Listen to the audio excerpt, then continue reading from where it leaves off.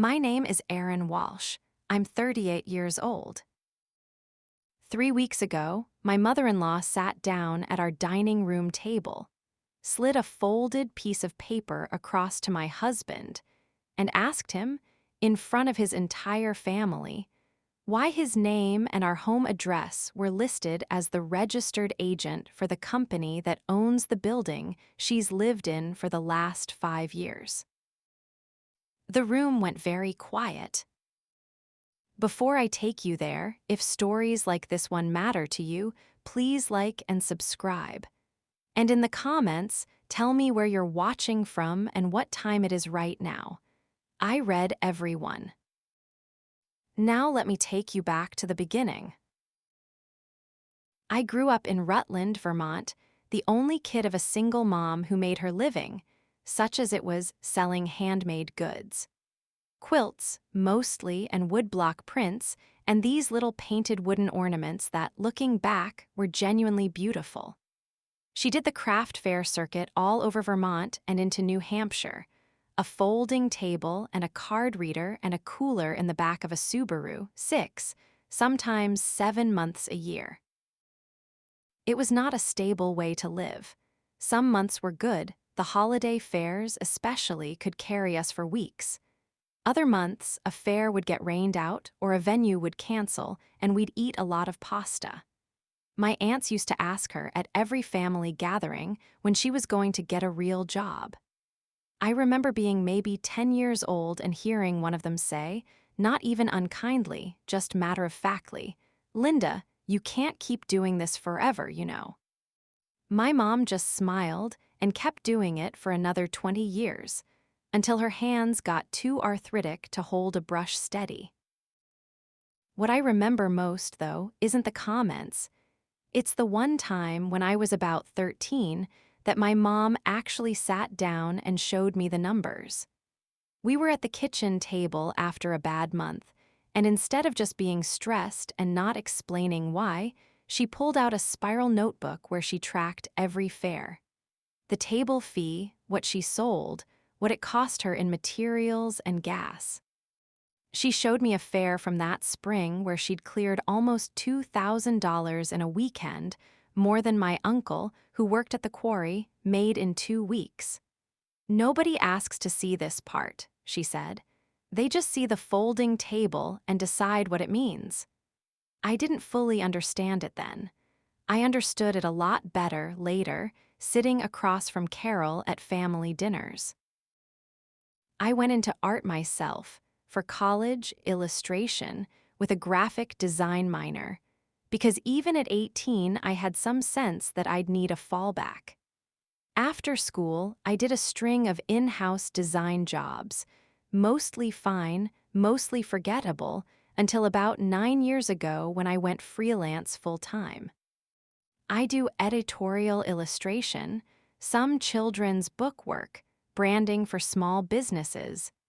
Enough of a mix that most years average out to something solidly middle class, even if no 2 months ever look alike. I met Dan in my last year of college. He was finishing his mechanical engineering degree, the kind of person who reads the entire terms and conditions document and means it. We got married 3 years later, bought a house in South Burlington, had 2 kids. The normal version of a life, except for the part where, every single year, at least once, someone in his family asks me how the art thing is going, in a tone that makes it very clear they already know the answer is not a real job. Dan's parents, Carol and Richard, live about 20 minutes away, in Essex Junction, or they did until 5 years ago, which is really where this story starts. Carol was an elementary school teacher for 32 years before she retired, and Richard worked in insurance underwriting. They're not unkind people. I want to be fair about that up front, because I know how this might sound. Carol has never once been cruel to me. She's just always had a very specific idea of what financial responsibility looks like. And from the very first dinner I had at their house, I could tell my career didn't fit inside that idea. It was never anything you could point to directly.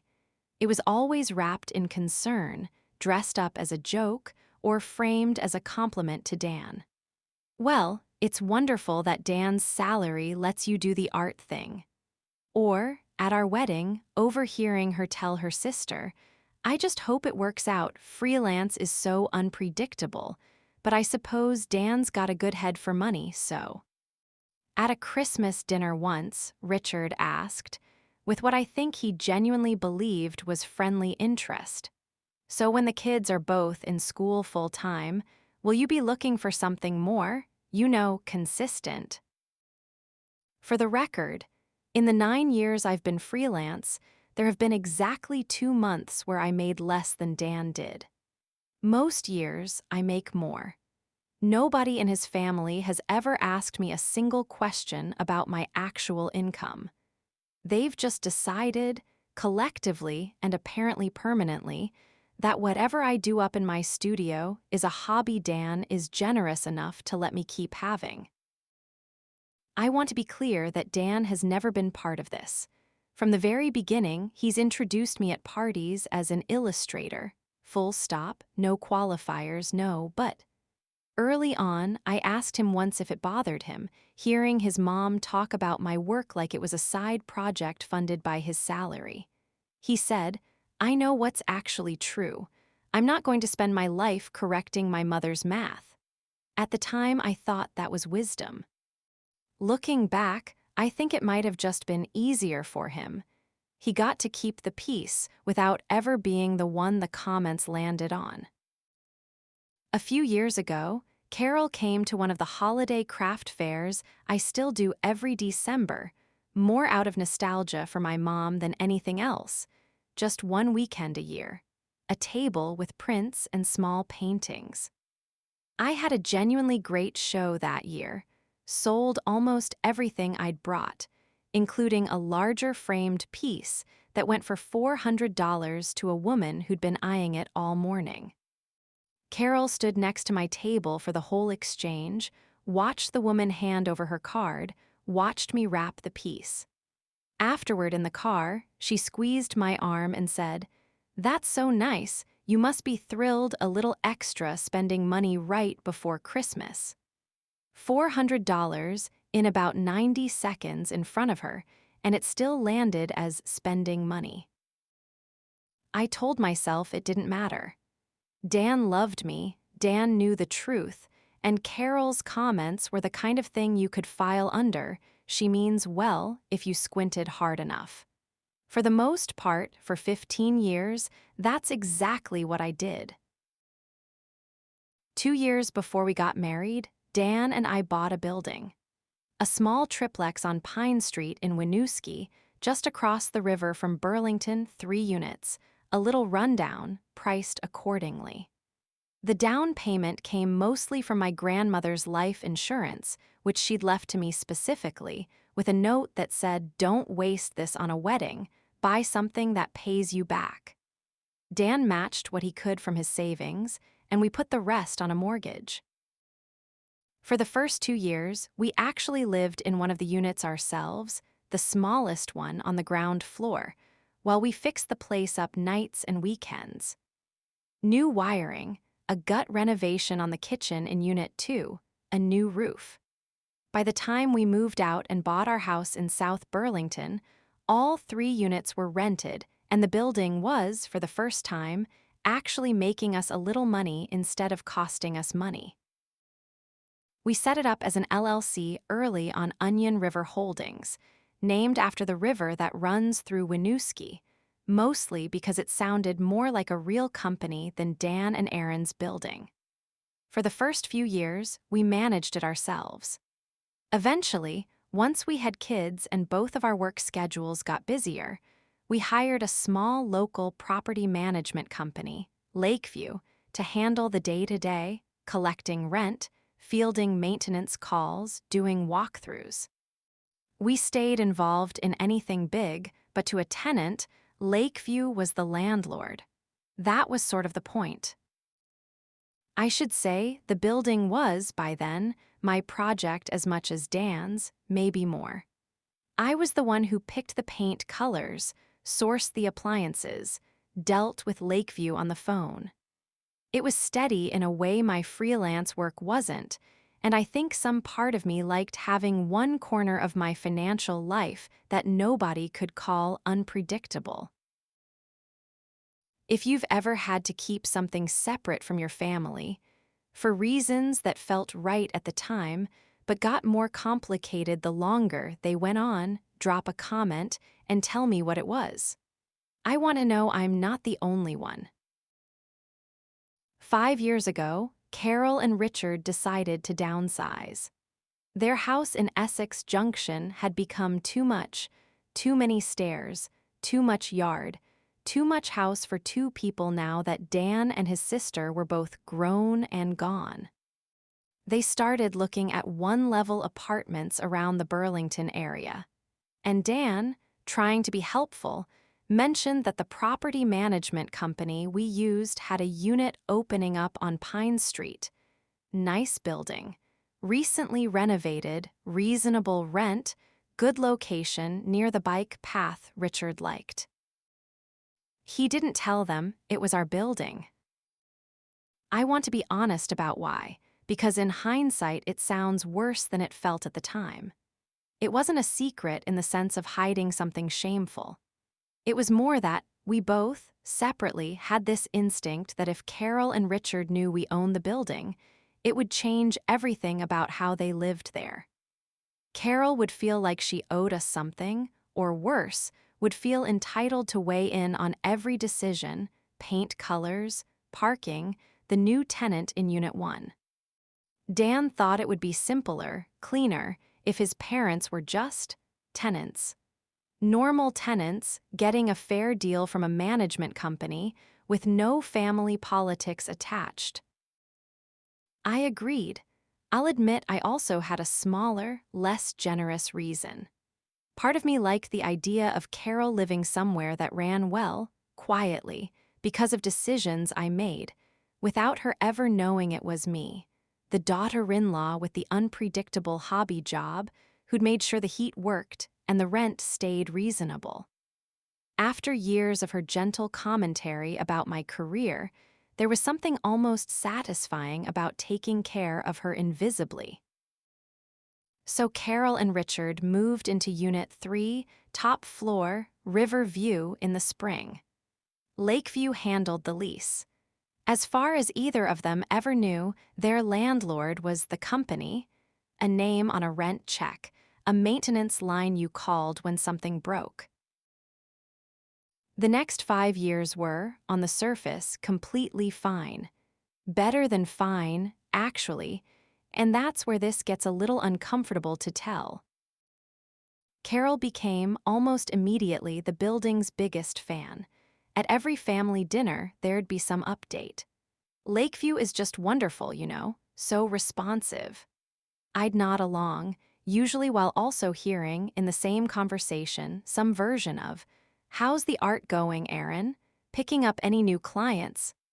Asked the exact same way you'd ask a teenager about their summer job, right before the conversation moved on to something that actually mattered. 2 years in, Richard was diagnosed with lymphoma. He went through chemo that year, and at some point during it, Carol mentioned, almost in passing, like it was a nice little bonus, that the company had quietly skipped their annual rent increase that year. They called it a loyalty discount, she said. Isn't that sweet? In this market, too. What actually happened was that I'd called Lakeview myself that January and told them to hold the rent flat for Unit 3, and that I'd cover the difference out of my own account if it affected their numbers. I just finished a decent-sized branding contract that month, the kind of unpredictable income that apparently didn't count for much at Thanksgiving, and it felt like the easiest decision I'd made all year.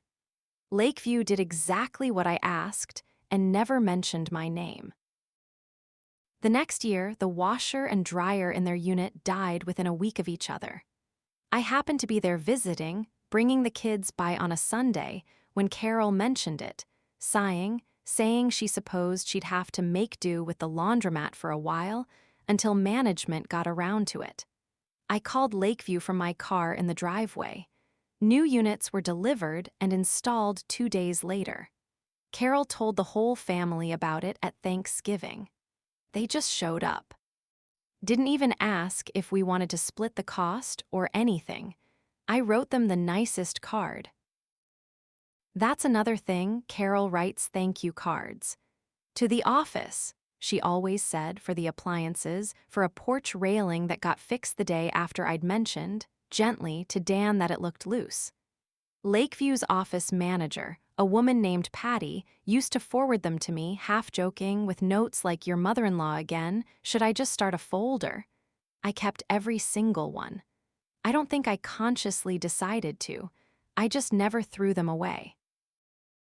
There was one more thing, smaller than the rest, that I didn't think about again until much later. The year Richard was sick, in the same conversation where Carol mentioned the loyalty discount, she'd also asked me, kindly I think, trying to make conversation while she was scared about her husband, whether freelancing ever felt lonely, not having an office to go to. I said sometimes. She patted my hand and said, well, it's good Dan has a steady place to be with everything going on. That same week, I'd spent 4 hours on the phone with Lakeview, the insurance company, and a plumber, coordinating the rent freeze and a frozen pipe in Unit 1, all from my lonely home office, while Dan was at work having no idea any of it was happening. If you've ever had someone underestimate exactly how much you were holding together, quietly, behind the scenes, while they worried about someone else entirely, drop a comment below. I think more people carry this than ever say it out loud. This year, Lakeview sent out their standard annual notice, a modest rent increase across all 3 units, the kind of thing that happens every year in every building, tied to property tax increases and maintenance costs. 2.5%. For Carol and Richard's unit, it came out to about $40 a month. Carol called Dan furious. Not about the $40, not really, she said as much herself. It was the principle. 5 years and now suddenly they're nickel and diming us, after everything. She'd built up, in her head, an idea of the company as something almost like family, generous, attentive, looking out for them specifically, and a routine market rate adjustment felt to her like a betrayal of that relationship. She called Lakeview directly and asked to speak to whoever's in charge, the actual owner, not just the management company. Patty, following completely standard policy, told her that ownership information wasn't something they shared, and that any concerns about the increase should go through the normal channels. Carol hung up more frustrated than when she'd called. And I have to give her credit here, because for a retired elementary school teacher, this was genuinely impressive. She decided to find out for herself. Only 3% of people who watch a video like this one actually subscribe. If this story is hitting close to home, take a second and tap that button, it really does help.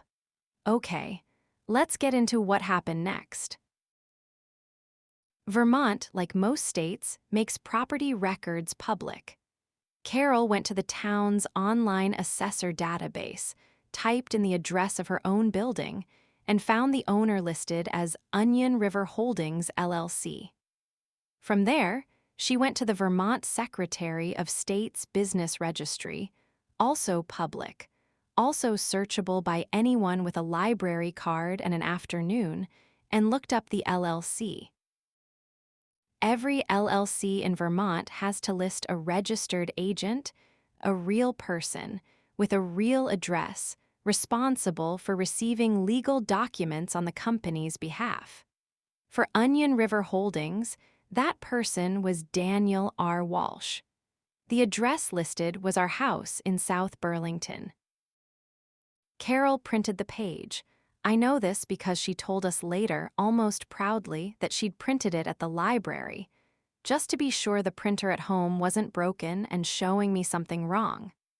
She sat with it for 2 days before she said anything to anyone. I think, and this is just my read on it, she was trying to come up with an explanation that wasn't the obvious one.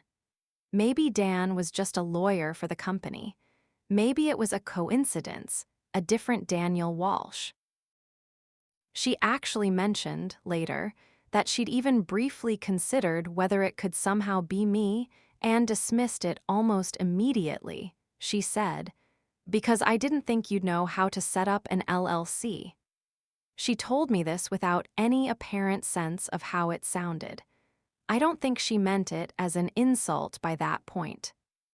I think it was just an honest description of how completely it had never occurred to her that I might be capable of something like that, which, in its own way, told me everything I needed to know about the previous 15 years. She brought it to Sunday dinner. Sunday dinners at Carol and Richard's were a long-standing tradition. Every other week, the whole family, Dan's sister and her husband too. That particular Sunday, dinner had been completely normal. Pot roast, the kids arguing about a board game, Richard asking Dan about a Red Sox game. Then, after the plates were mostly cleared, Carol got up, went to the side table, and came back with a folded piece of paper. She set it down in front of Dan without a word at first. He unfolded it, and I watched his face change in real time. That particular kind of stillness when someone realizes a conversation they'd planned to never have is happening anyway, right now, with no warm-up. "Why," Carol said, and her voice was calm, almost gentle, which somehow made it worse. "Does this say your name and our address for the company that owns this building?" Nobody said anything for a few seconds. Dan's sister leaned over to look at the paper, confused. Richard set down his coffee cup very carefully, the way you do when you sense something is about to break. "It's our building, Mom," Dan said finally. "Erin and I bought it before we got married. We've owned it the whole time you've lived here." I watched it land on Carol's face in stages. First confusion, then something like math happening behind her eyes, the rent freeze, the washer and dryer, the porch railing, 5 years of "the company is just wonderful." All of it suddenly running through a different equation. And then she looked at me. "You knew," she said, not even angry yet, just quiet. "This whole time you knew." I'm not going to pretend the rest of that dinner was easy. It wasn't. Carol left the table at one point, and Richard went after her, and Dan's sister sat there looking between the three of us like she'd missed an entire show and walked in during the finale. Dan tried to explain the reasoning, the wanting to keep things simple, not wanting her to feel like she owed us anything.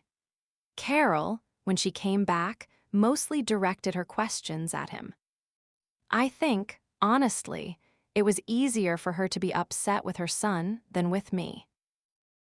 Dan's sister, Megan, was the first one to actually say something useful, oddly enough. While Carol and Richard were still in the other room, she looked at me and said quietly, "Wait, this whole time, when Mom's been going on about her amazing landlord. That's been you? You've been managing all of it." I said yes. Megan sat back in her chair and said, "Huh," in a tone I couldn't quite read, and then, after a second, "That's actually really impressive, Erin." It was such a small thing, but it was the first time in 15 years anyone in that family had used the word impressive about anything I did. But there was one moment, near the end, that I keep coming back to. Carol was talking about the washer and dryer again, except this time angrily. "So that was you. You just, decided to do something nice and let me believe a stranger did it." And I said, quietly, not to score a point, I really wasn't trying to. I didn't let you believe anything, Carol. I just didn't correct you. The same way I never correct anyone when they ask how the art thing is going, like it's something Dan lets me do on the side. I've heard that for 15 years. I just never said anything either. She didn't have a response to that, not that night. The next couple of weeks were strange. Quiet, in the way families get quiet when nobody's sure what the new normal is supposed to look like. Carol didn't call as often. When she did, the conversations were shorter, more careful, like she was double-checking everything she said before she said it. About 10 days after that dinner, Dan told me something I'd genuinely forgotten. Years ago, back when Carol and Richard first moved in, dealing with a noisy upstairs neighbor situation that Lakeview eventually resolved, Carol had said to Dan, only half joking, "Honestly, if I ever met whoever decides things around here, I think I'd hug them." Dan said he'd had to leave the room that day so she wouldn't see his face. I thought about that a lot. 5 years of Carol, in some sense, looking for someone to thank, and the person she was looking for was sitting across the table from her at every single one of those dinners, listening to her ask, in that same gentle voice, whether the art thing was still going okay. Carol called me, just me, about 3 weeks after that Sunday dinner. Asked if I wanted to get coffee. Just the two of us, which had genuinely never happened before in 15 years. We met at a place near the building, actually Pine Street, a little cafe 2 doors down from her own apartment. She was nervous in a way I'd never seen her be. She apologized first for the way she found out for involving the whole family at once instead of just asking Dan privately. Then she said something I wasn't expecting. She asked about my work. Really asked what I was working on, how clients found me, whether the unpredictable months were as stressful as they sounded. I told her about my mom a little. About the craft fairs, the folding table, the aunts asking when she'd get a real job, 20 years of not yet. I told her that the building, our building, her building existed because of money my grandmother left me specifically, because she'd watched my mom get underestimated her whole life and didn't want the same thing to happen to me. I showed her the thank you cards, too. I'd brought a few of them with me, the ones Patty had forwarded over the years, still in their envelopes. Carol went very quiet looking at her own handwriting addressed to the office at Lakeview Property Management, knowing now where they'd actually ended up. At one point, she brought up the craft fair, the $400 painting, the spending money comment. She remembered it, which surprised me. "I think about that sometimes," she said. "I watched you sell that painting like it was nothing, and I still managed to make it sound small. I don't know why I do that." I didn't have a tidy answer for her. I just told her it meant something that she remembered it at all. She also asked, carefully, whether Richard's chemo year was the only time I'd quietly stepped in like that. I told her the truth, that it had come up a handful of other small times over the 5 years. Nothing dramatic, mostly just things I'd have wanted done for any tenant having a hard month, except that for her it had always felt like more than that because I knew her. She was quiet for a while after that. Then she said, "I wish you just told me. Any of those times." I told her I knew that now. At the time, it hadn't even felt like a decision, just the easiest version of a thing I already wanted to do. We didn't resolve everything in one coffee. I don't think that's how this works. But we did agree on a few practical things. The rent increase would stand, the same one every other tenant in the building was getting, nothing special either direction, because the special arrangement, it turned out, hadn't actually been doing anyone any favors in the long run, including her. And going forward, if something in the unit needed fixing, she could just tell me. Not Lakeview, not the office. Me. It's been a couple of months now. Carol still lives in Unit 3. The rent went up the standard $40, same as everyone else, and as far as I know, she's never mentioned it again. She started asking me actual questions about work, not how's the art thing, but things like what are you working on this week, and actually waiting for the answer. Last month she asked if she could buy one of my prints for her wall. I gave it to her instead. She tried to pay me anyway. I let her this time. It's not perfect. A few weeks ago, at a family dinner, Richard made an offhand joke about the landlords joining us for dinner, and there was a beat where nobody was sure if it was okay to laugh yet. Someone did eventually, and it was fine, but I noticed Carol watching my face for a second before she let herself laugh too, like she was checking. I don't think that feeling goes away overnight on either side. I think it just gets a little smaller each time if you let it. Dan and I talked, after all of it settled, about whether we'd handle it differently if we could go back. He still thinks the original instinct, keeping it simple, no family politics in the lease, wasn't wrong exactly. I've come around to thinking it wasn't wrong either, just incomplete. We were so focused on protecting the arrangement from becoming awkward that we never asked what it was costing, quietly, every single day to keep it that way. Not in dollars. In all the version of myself, I didn't get to be at all those dinners for 15 years. I've thought about this a lot since. Here's where I landed. 1. Staying quiet to keep the peace and staying quiet to avoid a hard conversation can look identical from the outside, but they cost you differently over time.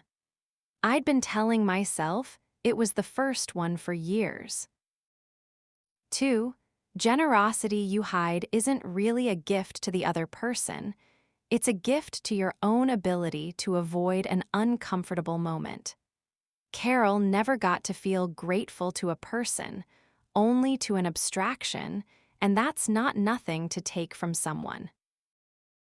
3 people can hold 2 completely contradictory views of you at once. Her income doesn't really count, and whoever runs my life is wonderful, and I'd hug them if I met them, without ever noticing the contradiction, because they've never had to. 4.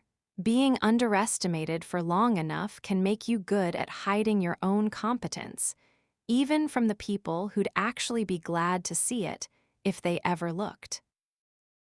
5. Some relationships don't get fixed by a single conversation. They get adjusted, slightly, and then you watch to see whether the adjustment holds. Ours is still holding. That's enough for now.